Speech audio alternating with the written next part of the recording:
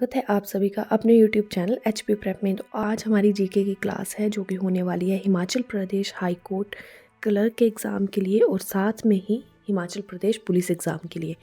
ये क्लास शुरू करने से पहले कुछ बातें हैं जो क्लियर करना ज़रूरी है। बात करें Himachal Pradesh high court exam की, तो इसमें हमसे जीके पूछा जाएगा जो कि होगा इंटरनेशनल, नेशनल और हिमाचल प्रदेश का। ठीक है, यही सेम चीज़ें पूछी जाएंगी पुलिस के एग्ज़ाम में।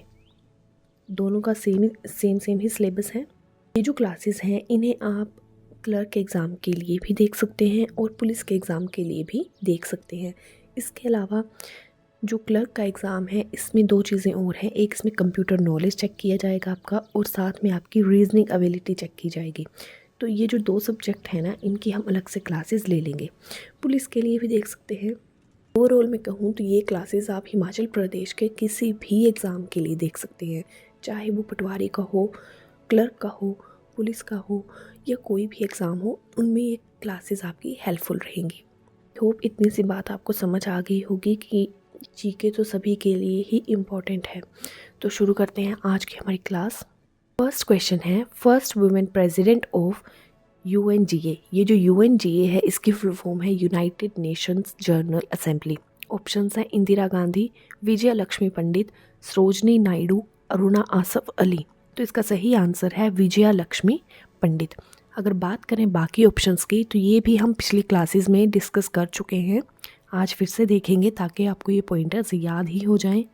सबसे पहले बात करेंगे इंदिरा गांधी की। तो ये जो इंदिरा गांधी है इनका फुल नेम है इंदिरा प्रियदर्शनी गांधी। पहली महिला थी जो भारत की प्राइम मिनिस्टर बनी थी। इसके अलावा ये पहली महिला हैं जिन्हें भारत रत्न अवार्ड दिया गया है 1971 में। अगर यही बात करें भारत रत्न अवार्ड की, तो इनकी शुरुआत हुई थी 1954 में। सेकंड फेमस पर्सनैलिटी हैं सरोजनी नायडू। कितनी ही बार बात कर चुके हैं, आज फिर से करते हैं। सबसे पहले तो ये फर्स्ट फीमेल गवर्नर बनी थी यूनाइटेड प्रोविंस की आफ्टर इंडिपेंडेंस। ये जो यूनाइटेड प्रोविंस है इसे आज हम यूपी के नाम से जानते हैं। ठीक है। दूसरा, इन्हें हम नाइटिंगेल ऑफ इंडिया भी कहते हैं।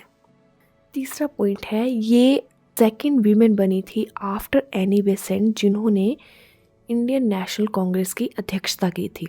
ठीक है। और पहली भारतीय महिला बनी थी।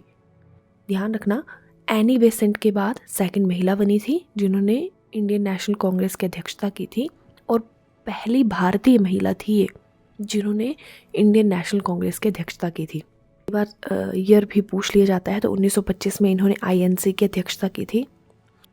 नेक्स्ट पॉइंट है, इनके कई बार फेमस वर्क पूछ लिए जाते हैं। तो the golden threshold and the broken wing, ये इनके फेमस वर्क रहे हैं। और भी हैं लेकिन मोस्ट ऑफ द टाइम ये दो ही पूछे जाते हैं।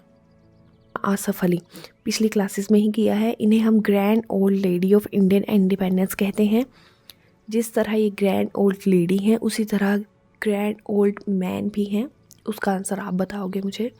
सेकंड, इन्हें क्विट इंडिया मूवमेंट की क्वीन भी कहा जाता है और हीरोइन ऑफ 1942 भी कहा जाता है। इन सब के अलावा यहाँ पर हमने बात की है यूनाइटेड नेशन जनरल असेंबली की। इसी तरह हमने कल बात की थी यूनाइटेड नेशन सिक्योरिटी काउंसिल की। आई होप आपको ध्यान में रहा होगा, अगर ध्यान में नहीं है तो क्लासेस देखिए। जैसा कि आप सभी को पता है, पुलिस के एग्ज़ाम में ये स्पेसिफिकली मेंशन है कि जो इंटरनेशनल ऑर्गेनाइजेशंस हैं उनसे भी क्वेश्चन पूछ सकते हैं। तो यहाँ पर हम थोड़ा सा यूनाइटेड नेशंस के बारे में डिस्कस करेंगे। यूनाइटेड नेशंस है, इसकी स्थापना हुई थी 1945 में। ठीक है। हेडक्वार्टर इसका है न्यूयॉर्क में, न्यूयॉर्क USA में। अगर बात करें यूनाइटेड नेशन के ऑर्गन्स की, तो इसके 6 ऑर्गन्स हैं जिसमें से हमने 2 डिस्कस कर लिए हैं। एक है यूनाइटेड नेशन जनरल असेंबली और दूसरा है यूनाइटेड नेशन सिक्योरिटी काउंसिल, जिसके बारे में हम कल पढ़ चुके हैं। वैसे अगर अभी पूरा डिस्कस करेंगे तो वीडियो बहुत लंबी हो जाएगी। इसके ऊपर भी एक डेडिकेटेड वीडियो लाएंगे, लेकिन फ़िलहाल आप ये याद रख लीजिए। इसके अलावा मेंबर कंट्रीज़ भी पूछ ली जाती हैं। तो टोटल मेंबर कंट्रीज़ हैं 193 यूनाइटेड नेशंस में। सेकंड क्वेश्चन है, Satkosia tiger reserve is located in which state. Options हैं हरियाणा, केरला, तमिलनाडु या ओडिशा। तो इसका सही आंसर है ओडिशा। बात करें टाइगर रिजर्व की, तो यहाँ से हमें याद आता है प्रोजेक्ट टाइगर, जो हम पहले डिस्कस कर चुके हैं। प्रोजेक्ट टाइगर की शुरुआत हुई थी 1973 में। और मैंने आपको बोला था किसी भी प्रोजेक्ट की शुरुआत का एक रीज़न होता है, और वो रीज़न क्या होता है, उस पर्टिकुलर स्पीशी को कंजर्व करना जो विलुप्त होने की कगार पर होती है। तो प्रोजेक्ट टाइगर हमने शुरू किया था 1973 में। अगर एट प्रेजेंट बात करें तो 56 टाइगर रिजर्व्स हैं, वैसे 57th भी आ गया है, लेकिन इनकी जो वेबसाइट है उसमें अपडेट नहीं हुआ था। अगर अपडेट होता है तो मैं आपको ज़रूर बताऊँगी। और मैक्सिमम टाइगर रिजर्व पूछ लिए जाते हैं, सबसे ज़्यादा टाइगर रिजर्व का कौन से स्टेट में है, तो वो है मध्य प्रदेश में। प्रोजेक्ट टाइगर की बात करते हैं तो इसके साथ में ही हम कुछ और इम्पोर्टेंट प्रोजेक्ट्स की बात भी करते हैं, जैसे प्रोजेक्ट एलिफेंट 1992 में चलाया गया था, प्रोजेक्ट हंगुल चलाया गया था 1970 में, और प्रोजेक्ट स्नो लेपर्ड चलाया गया था 2009 में। इसी तरह अभी रिसेंटली एक और प्रोजेक्ट चलाया गया है, प्रोजेक्ट डॉल्फिन 2020 में। हम एक क्वेश्चन पहले डिस्कस कर चुके हैं कि हम टाइगर डे सेलिब्रेट करते हैं, उसकी डेट आप बताओगे कि कब सेलिब्रेट करते हैं हम। क्वेश्चन है Uri 2 hydro electric power plant is located on which river, यानी कि जो Uri 2 hydro electric power plant है वो कौन सी रिवर के ऊपर बना है। ऑप्शन है तवी, रावी, झेलम या चेनाब। इसका सही आंसर है झेलम। झेलम रिवर के ऊपर ये प्रोजेक्ट बना हुआ है। अगर बाकी ऑप्शंस की बात करें तो तभी ये जम्मू कश्मीर में ही है रिवर। रावी की बात करें तो ये इसका सोर्स है बड़ा भंगाल, हिमाचल प्रदेश के बड़ा भंगाल से ये ओरिजिनेट होती है। झेलम रिवर ओरिजिनेट होती है वेरीनाग स्प्रिंग से, और वहीं चेनाब ये 2 स्ट्रीम्स के रूप में ओरिजिनेट होती है चंद्रा और भागा, बारालाचा पास के नज़दीक से। 4th क्वेश्चन है Swan river flows through which of the following district of Himachal Pradesh. Swan river का पूछा हुआ है कि कौन से डिस्ट्रिक्ट में बहती है। ऑप्शंस हैं कांगड़ा, ऊना, लाहौल स्पीति या शिमला। तो इसका सही आंसर है ऊना। ये जो स्वान रिवर है इसे सोरो ऑफ ऊना भी कहा जाता था, क्योंकि अब तो इतनी बाढ़ नहीं आती इसमें। पहले स्वान रिवर में बरसात के टाइम में बहुत बाढ़ आ जाती थी, इसलिए इसे हम सोरो ऑफ ऊना भी कहते थे। अगर रिवर की बात चली ही है तो इसी तरह हमने एक किया था कि ये सोरो ऑफ बिहार किस रिवर को कहते हैं, तो वो कहते हैं कोसी रिवर को। 5th क्वेश्चन है which ruler of the hill state disobeyed Aurangzeb's ordinance, यानी कि औरंगजेब के फरमान को किसने नहीं माना था। ऑप्शंस हैं राजा रूपचंद, करम प्रकाश, चतर सिंह या राजा संसार चंद। तो इसका सही आंसर है चतर सिंह। अब ये फरमान था क्या।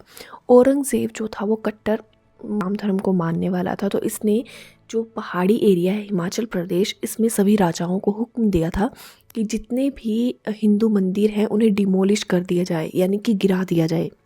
लेकिन ये जो चतर सिंह थे, चंबा के थे, ये शिव और शक्ति के बहुत भक्त थे, और इन्होंने मतलब आप इसे ऐसे बोल सकते हो कि ये कट्टर हिंदू धर्म को मानने वाले थे। तो इन्होंने औरंगजेब के इस फरमान को नहीं माना था। उल्टा इन्होंने क्या किया कि हिंदू मंदिरों को डिमोलिश करने की जगह इन्होंने बहुत सारी सराएं बनाई, और जो मंदिर थे उन्हें और ज़्यादा सजाया। है Fatehpur Sikri was founded as the capital of Mughal empire by, यानी कि जो फतेहपुर सीकरी है उसे मुगल एम्पायर की कैपिटल किसने बनाया था।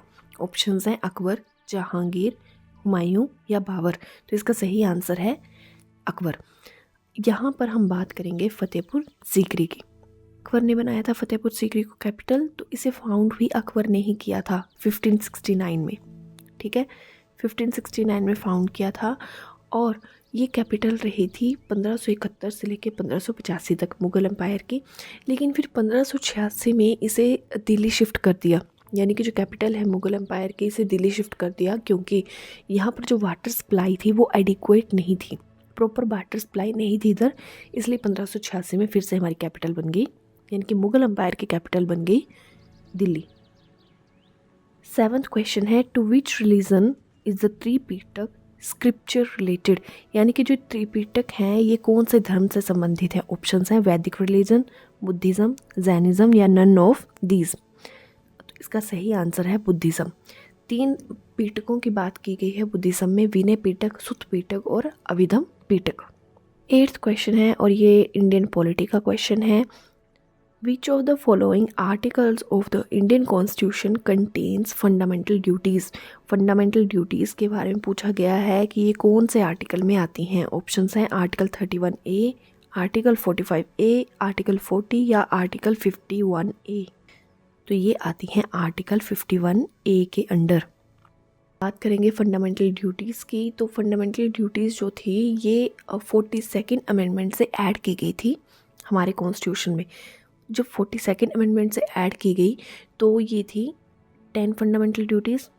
और यहाँ पर ना एक कमेटी का नाम पूछ लिया जाता है, तो उस कमेटी का नाम है स्वर्ण सिंह कमेटी। उन्होंने रिकमेंड किया था, तब ये फंडामेंटल ड्यूटीज़ ऐड की गई थी। पार्ट 4A में आती हैं। एट प्रेजेंट हमारी हैं 11 फंडामेंटल ड्यूटीज़। जो 11th फंडामेंटल ड्यूटी है ना, ये 86th कॉन्स्टिट्यूशनल अमेंडमेंट की गई थी 2002 में, तब ऐड की गई थी। तो एट प्रेजेंट 11 फंडामेंटल ड्यूटीज़ हैं। 10 जो थी वो हमने 1976 में ऐड की, और जो 11th है वो 2002 में ऐड की। 9th क्वेश्चन है, asteroids are found between the orbits of, यानी कि जो एस्ट्रॉइड्स हैं वो किन ग्रहों के बीच में या किन प्लैनेट्स के बीच में पाए जाते हैं। ऑप्शंस हैं Saturn and Jupiter, Mars and Jupiter, the earth and Mars, या सैटर्न एंड यूरेनस। तो इसका सही आंसर है मार्स एंड जुपिटर। इस इमेज से आप समझ जाओगे और यहाँ से बहुत सारे कॉन्सेप्ट भी क्लियर हो जाएंगे आपके। तो ये है हमारा मार्स और ये है जुपिटर। तो इन दोनों के बीच में जो ये स्पेस है ना, इधर एस्ट्रॉइड्स होते हैं हमारे। एस्ट्रॉइड्स जो होते हैं इन्हें हम माइनर प्लैनेट्स बोलते हैं, ठीक है। और यहाँ पर जितने भी छोटे छोटे माइनर प्लैनेट्स हैं मार्स और जुपिटर के बीच में, इसे हम बोलते हैं एस्ट्रॉइड बेल्ट, ठीक है। मार्स यानी मंगल और जुपिटर यानी बृहस्पति। अगर हम और पॉइंटर्स की बात करें तो ये जो मरकरी, वीनस, अर्थ और मार्स है, इन चारों प्लैनेट्स को हम बोलते हैं इनर प्लैनेट्स। ये जो जुपिटर, सैटर्न, यूरेनस और नेपच्यून है, इन्हें हम बोलते हैं आउटर प्लैनेट्स, ठीक है। सबसे नज़दीक ग्रह की बात करें तो वो है मरकरी और सबसे दूर है नेपच्यून। बात करें वीनस की, जिसे हम शुक्र ग्रह भी बोलते हैं, तो इसे हम अर्थ ट्विन यानी कि पृथ्वी का जुड़वा ग्रह भी बोलते हैं। तो ये छोटे छोटे पॉइंट्स हैं जो ध्यान रखने वाले हैं। हमारा आज का लास्ट क्वेश्चन है, who is appointed as the new RBI governor. Current affairs का क्वेश्चन है, आरबीआई के गवर्नर के बारे में पूछा है। ऑप्शंस हैं शक्तिकांता दास, संजय मल्होत्रा, संजीव खन्ना या संजय मूर्ति। तो इसका सही आंसर है Sanjay Malhotra. Sanjay Malhotra new RBI governor बने हैं शक्तिकांता दास को रिप्लेस करके। संजीव खन्ना जो हैं ये हमारे न्यू चीफ जस्टिस बने हैं, चीफ जस्टिस ऑफ इंडिया। और संजय मूर्ति जो हैं ये कैग बने हैं, controller and auditor general. Sanjay Malhotra हैं ये 26th आरबीआई गवर्नर हैं। तो ये थी आज की हमारी क्लास। अगर क्लास पसंद आई है तो प्लीज़ चैनल को सब्सक्राइब करिए, वीडियो को लाइक करिए और शेयर करना मत भूलिए। मिलती हूँ आपसे नेक्स्ट क्लास पे।